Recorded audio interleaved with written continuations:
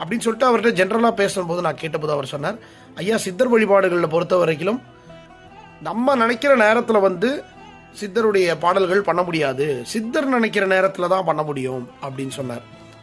ஓ அப்படியா, சரி. அப்போ அந்த சித்தர் வந்து என்னைக்கு மனசு வச்சிருக்காரோ என்னைக்கு நடக்க போதோன்னு யோசிச்சுட்டு இருந்தோம். அன்னைக்கு நான் மனசார அந்த சித்தர்கிட்ட வேண்டினேன்.